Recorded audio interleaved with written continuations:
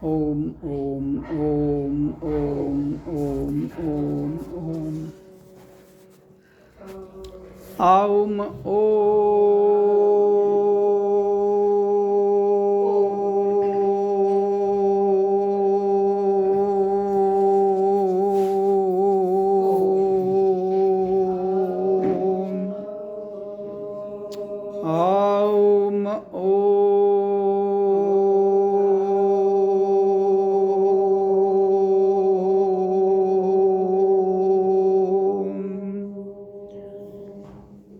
Breathe in.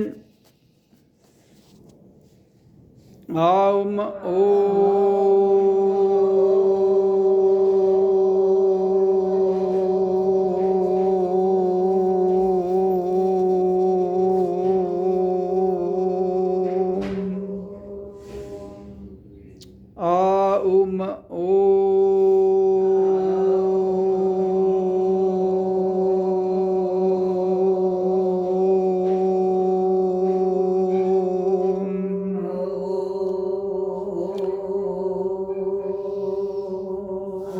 श्वास को भरो, सब श्वास को भरो नाभि तक।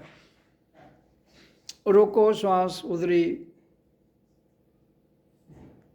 मूल बंद लगाओ और उच्चारण करो। आउम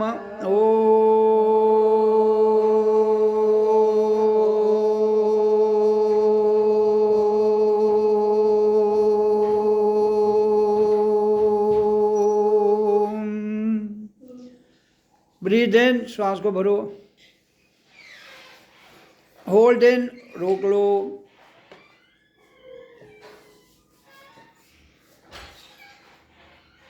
मूल बंद लगाओ और उच्चारण करो। आओ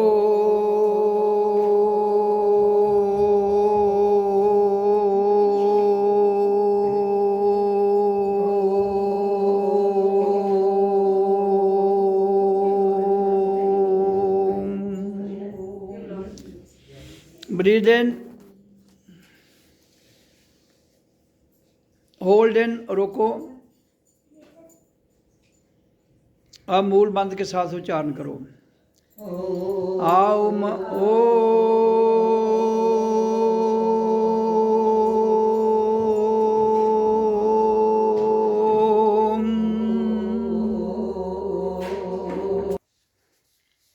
सो अहम ओम मैं हूँ, इसको शांत भाव में करना है।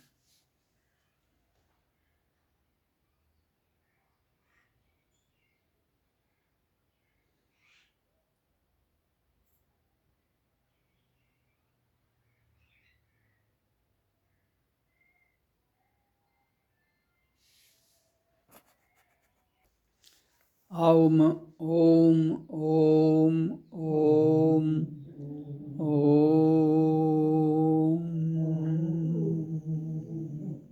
ओम ओम सद्गुरुवे नमः। ओम नमो नमः। ओम सद्गुरुवे नमः। ओम नमो नमः। ओम सद्गुरुवे नमः। ओम नमो नमः। ओम सद्गुरुवे नमः। ओम ओम ओम। संसार जहाँ ये मानव जाति उतरी है, तो मानव जाति तो एक है, लेकिन इसको भिन्न भिन्न संप्रदायों में, भिन्न भिन्न जातिवाद में, भिन्न भिन्न भाषाओं में और भिन्न भिन्न कई प्रकार के रीति रिवाजों में बांट दिया गया है। ये सब के सब कार्यक्रम एक छोटे से स्तर तक तो सीमित हैं, लेकिन इनसे निकलने की आवश्यकता है, तभी हम समझ पाएंगे कि जीवन मिला किस लिए है। देखो, इंसान का सर्वप्रथम कर्म है,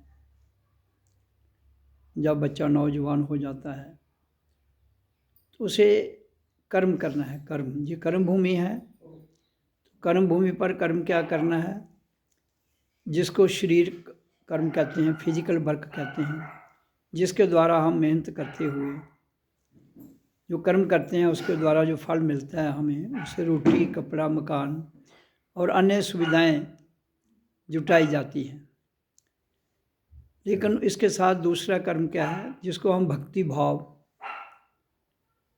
जिसको हम नाम भजन, जिसको हम सत्संग, जिसको हम पूजा पाठ, कितने प्रकार के प्रेयर नाम दिया गया है, वो है क्या, उसे समझने की ज़रूरत है। तो वो है नाम की कमाई। एक कमाई तो होगी धन की, एक कमाई होगी नाम की। शरीर के तौर पर धन की कमाई, रोटी, कपड़ा, मकान जो उससे मिलता है, ये सब छूट जाता है। शरीर के छूटते ही ये सब छूट जाता है। लेकिन आपके पास क्या रहता है, वो है नाम की कमाई। नाम किसका है, ओम नाम। ये उसका एक साधन है। उस ओम नाम के साधन से हम जब धीरे धीरे धीरे भजन करते करते करते हमारी ऊर्जा जो है वो मूलाधार से उठती हुई ऊपर स्वादिष्ठान नाभि में, मणिपुर नाभि के ऊपर, फिर हृदय में अनाहत, फिर गले में विशुद्ध, फिर जहाँ हम टीका लगाते हैं वहाँ आज्ञा चक्र भृकुटी में, जब ये एनर्जी ऊपर को आती है नाम भजन से, नाम के जाप से जो हम यहाँ करवाते हैं, ओम का उच्चारण करवाते हैं पहले, फिर शांत भाव में नाम का जप करते हैं, तो उससे ऊर्जा ऊपर को आती है। किसके द्वारा, प्राण बाजू के द्वारा। और फिर प्राण बाजू किस में बदल जाती है, प्राण शक्ति में। फिर प्राण शक्ति किस में बदल जाती है, एक अलौकिक दिव्य ज्योत में। तो ये एक प्रोसेस है, सबका एक ही है, अलग नहीं हो सकता है। क्योंकि मानव जाति एक है तो हमारी ऊर्जा भी हम सब में एक जैसी होगी। लेकिन अगर हम उस ऊर्जा को आज्ञा चक्र से नीचे ही रहने दें, पूरे जीवन में आपका काम करें, मेहनत करें और चले जाएं, तो हम चले तो जाएंगे लेकिन नाम की कमाई तो नहीं रहेगी हमारे पास, क्योंकि उसको आपने किया ही नहीं है। आपके पास काम की कमाई रह जाएगी जो आपसे छीनी जाएगी। इसलिए जो चीज़ छीनी जाती है वो आपकी नहीं है, जो चीज़ छीनी नहीं जाती है वो आपकी है। तो वो कौन है, वो नाम है ओम, जो छीना नहीं जाता है। और इसके द्वारा जो आपके भीतर से ज्योत प्रकट होती है, ज्ञान की ज्योत, वो आपके साथ जाती है। तो आपके साथ, सबके साथ, अकेले हम आए हैं सब, और जाना भी अकेले है। संसार एक मेला है जहाँ मेल जोल, मेला कहते हैं, या मेल जोल होता है। तो उस मेल जोल में हमें मानव जाति के लोग और भी मिलते हैं जो भिन्न भिन्न रूपों में हैं, लेकिन उनका जो अस्तित्व है वो एक है। शरीर के रूप भिन्न हो सकते हैं लेकिन परमात्मा जो नहीं बदलती है वो एक है। देखो, समय बदल जाता है, समय बदल जाता है और आत्मा नहीं बदलती है।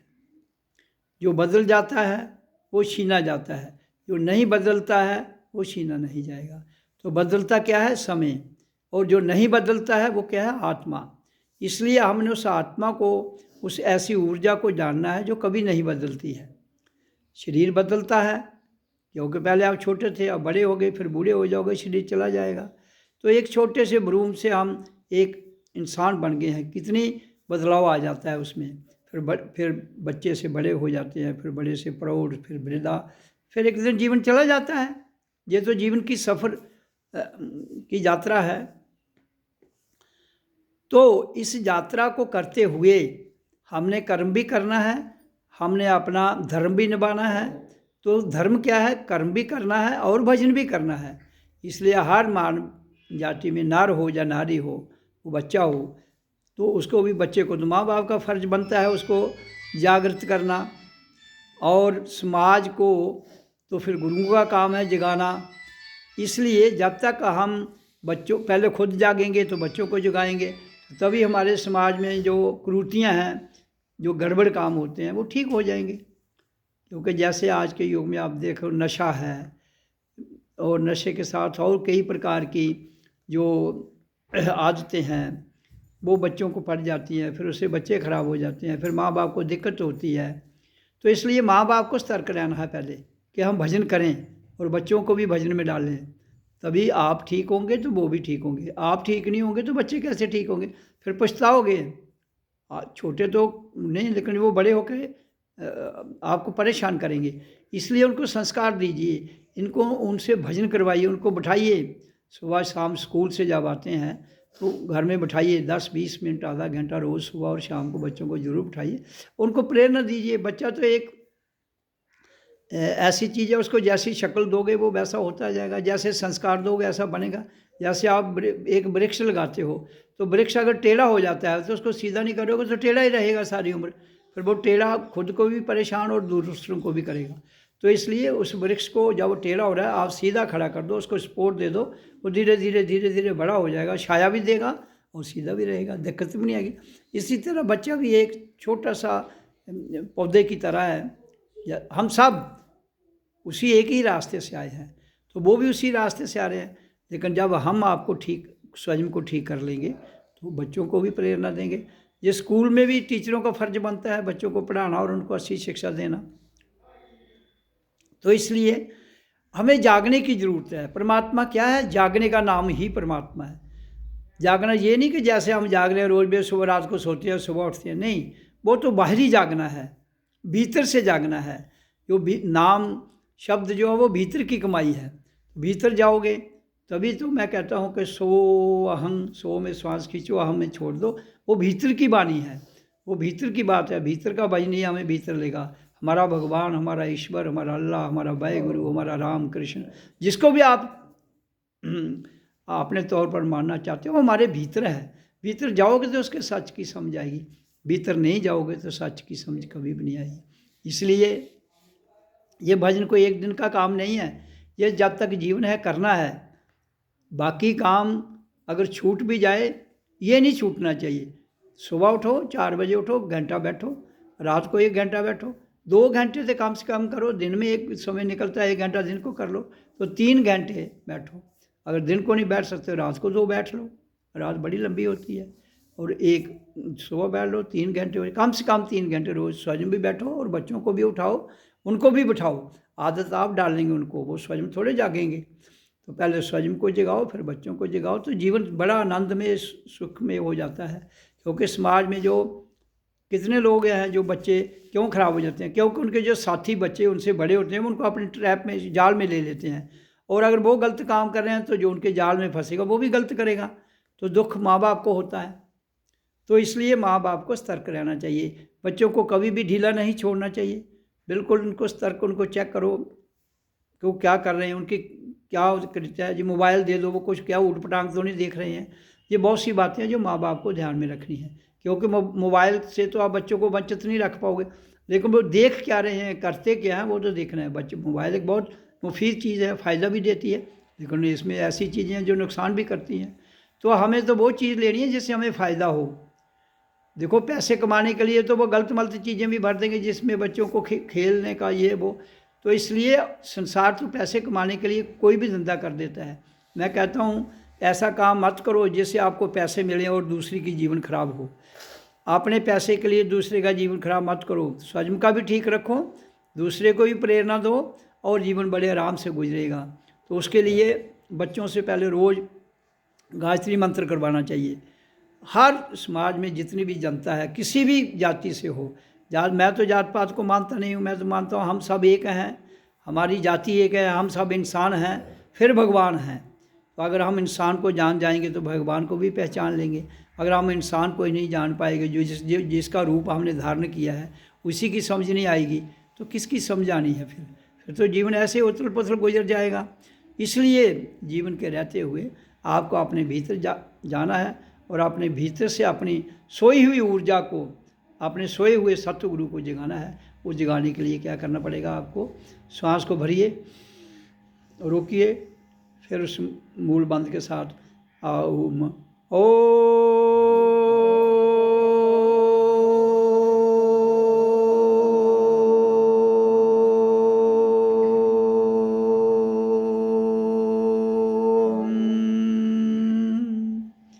फिर श्वास भरिए, ओम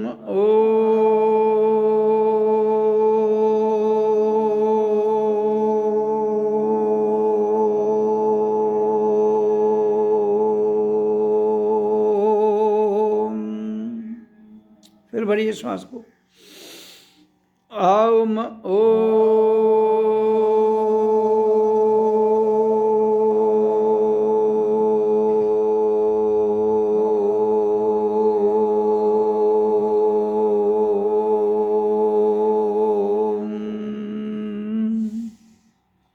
फिर श्वास भरिए।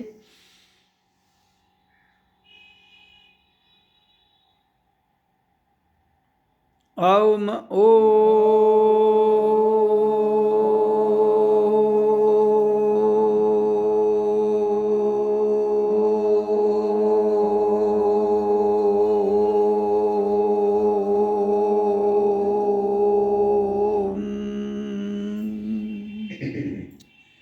तो इस क्रिया को करना है रोज़, सुबह दोपहर शाम। और फिर जब आप ऐसा करेंगे आपके भीतर से एक बदलाव आएगा, एक रूपांतर होगा, जीवन की सत्ता बदलेगी, जीवन है क्या उसकी समझ आएगी। तो ये जो नाम है, ओम नाम है, यही सर्वोपरि है। नाम तो हर एक ठीक है, खराब कोई नहीं है, लेकिन सर्वोपरि यही है जो हमें खुद से मिलाता है, स्वयं से मिलाता है, और उस परमात्मा जिसको सब एक अलाई ताकत जानते हैं और मानते हैं, उसको सत्य में जाना है। तो सत्य में जाने के लिए हमें क्या करना है, भजन करते करते हमारे भीतर से एक ओम की ध्वनि निकलती है। एक ओम तो हम जो कर रहे हैं उच्चारण किया नहीं, एक इसके मध्य में है, फिर पश्यंती है, फिर उसके बाद मौन है जो अंदर से सुनाई देती है, उसको सुनना है। तो वो श्वास के साथ साथ सुनाई देती है, और फिर प्रकाश भी हमें भीतर से प्रकट होता है। तो ये जब इस स्थिति में आदमी आ जाता है, फिर उसकी आगे की जो रूहानी यात्रा है वो शुरू होती है। तो फिर हमें उसी यात्रा को आगे ले जाते हुए अपनी लगन के साथ इसको रोज़ उसी कंटिन्यूटी में करते हुए, तो एक दिन ये मौन हो जाता है। फिर हम अपने आप को जान लेते हैं कि जीवन क्या है। जीवन एक शांति है, मौन है, जहाँ ना कोई झगड़ा है, ना कोई विवाद है। फिर कोई अगर गलत भी बोलता है तो हमारे उसको बर्दाश्त करने की क्षमता आ जाती है, पेशेंस आ जाती है। संसार तो पूरा रोगी है, पेशेंट है ये पूरा संसार। पेशेंस जब तभी आएगी जब ओम नाम का भजन करेगा, तो पेशेंट से ये पेशेंस में आ जाएगा, तो इसको जीवन जीने की कला आ जाएगी। और जीवन जीने की कला का आने का नाम ही सत्य है। अगर हमें जीवन मिला है तो जानवर भी तो अपना जीवन बिता के जा रहे हैं, इंसान भी अगर उसी तरह से जीवन बिता के चला जाता है तो फिर इंसान और जानवर में फ़र्क तो कोई नहीं रहता है। लेकिन हमें हर कदम पर हर चीज़ हमें सिखाती है। जैसे आकाश में सूरज है, आकाश में चाँद है, आकाश में तारे हैं, और धरती पर हम रहते हैं। ये सारी शक्तियाँ जिनको देव रूप में जानना चाहिए। ये धरती एक देव रूप है जो हमें अन्न देती है, मकान भी इसी पर बनाते हैं, कपड़ा भी जहाँ से मिलता है, और भी सुविधाएं इसी से मिलती हैं।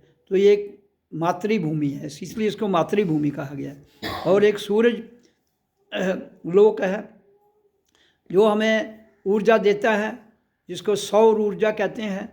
तो वो जो सौर ऊर्जा हमें सूर्य से मिलती है, वो हमारे अंदर ऊर्जा, हमें डिसिप्लिन, हमें गर्मी ऊर्जा देते हुए भी किसी के साथ भेदभाव नहीं करना, वो सूरज देता है। चंद्रमा हमें ठंडक देती है। तो इसलिए ये सब, और स्टार जो आकाश में चमक रहे हैं, वो सब आत्माएं हैं, कोई छोटी कोई बड़ी, बहुत बड़े बड़े भी हैं, छोटे। तो एक इन सब के पीछे एक बहुत बड़ी ज्योत है, वो इन सब की मालिक है। उसी को सत्य लोक परम धाम, जहाँ एक अपरंपार लीला उस परमात्मा की शांत मौन रूप में बैठी है, उसका आनंद लेना है। कैसे? जीवन के रहते हुए। जीवन जाने के बाद कुछ नहीं मिलेगा। जो कुछ आपको मिलना है, खाने के लिए, पीने के लिए, पहनने के लिए, रहने के लिए, मकान में और सुविधा संसार की जुटाने के लिए, जीते जी मिलेगा। और जीते जी ही उस परमपिता परमात्मा का आनंद भी आपको अपने भीतर से मिलेगा। इसलिए उस आनंद को लेने के लिए आपको नाम की कमाई करनी है, नाम का भजन करना है, और फिर अपनी नेक नीयत से किसी को तंग नहीं करना है, शांत की भाव देनी है। कोई अगर ज़ोर से बोलता है उसको कहो भाई प्रेम से बोलिए, प्रेम में बहुत ताकत है, जोर में कोई ताकत नहीं है। जोर तो कुछ समय के लिए रहता है, उसके बाद छीना जाता है। इसलिए प्रेम जो है वो सदैव रहता है, कभी ख़त्म नहीं होता है। उसी प्रेम के द्वारा हमने पूरे मानव समाज को जोड़ना है, ताकि हम जो समाज है हमारा सारा,